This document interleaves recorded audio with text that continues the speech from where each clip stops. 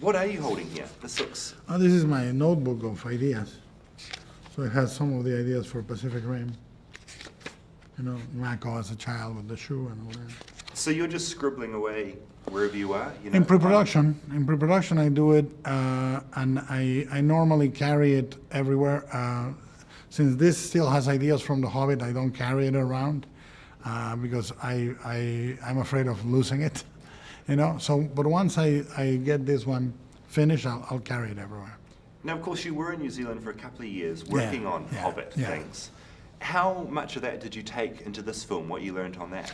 I learned a lot in preparing The Hobbit about, Callum Green was my producer also on Hobbit, and he produced this with me. And we did a lot of paper exercises that were logistic. All the logistic stuff, all the stuff that is fiscal, dealing with a huge production. And then I prepped an equally big movie, which was At the Mountains of Madness, with Jim Cameron producing and Callum and I. And again, it was a great logistical exercise. What are we going to do?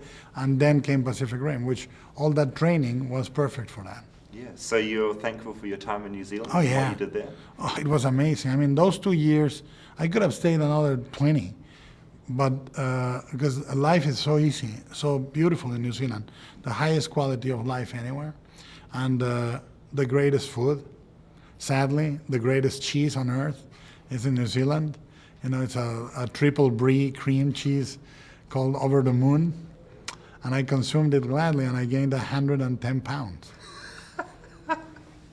What I really like about Pacific Rim is that it's an entirely fresh idea. It's a fresh thing. It's not from a comic or a book film, or a TV you know what I mean?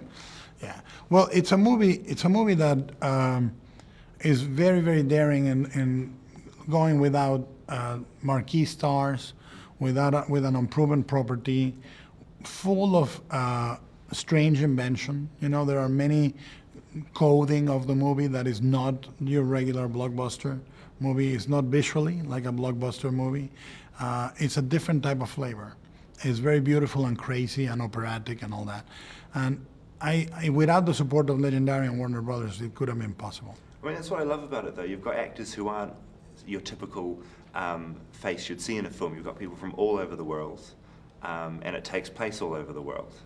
I think that is what I loved about the very first Lord of the Rings, that Peter went and cast great actors, but there was no one there that you could call a name, a big star. They became stars after the movie, and I think is the right sentiment for movie making. Sometimes the stars are right for the movie. That's fantastic, but I think it's also fantastic that you can go and make a movie with the actors you really believe in, even if they're not stars. And I think it lets you concentrate on the content of the film more as well. You're not just there thinking, oh, that's Tom Cruise doing, you know what I mean? It's quite cool. Yeah, it allows you that, and sometimes you know that you need a star of that power to carry a tale. In the case of Pacific Rim, I would say that the world and the ideas were the stars, you know?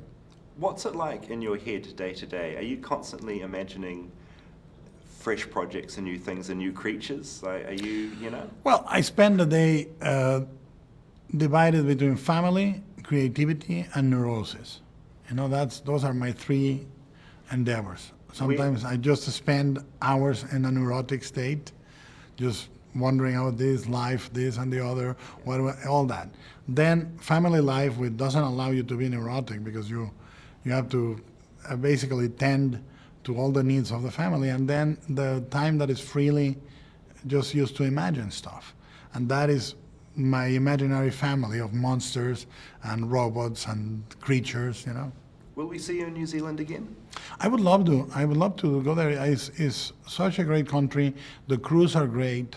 The people that I was blessed enough to share the process of The Hobbit with are incredibly humble, hardworking people. You know, I made great friendships at Weta.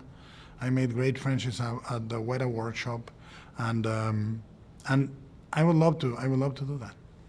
Cool. Well, look, thanks so much for your time. Thank you, man. And as you say, like, as a fan, you nailed this film. Oh, thank you. It's so good. I can't wait to tell the world.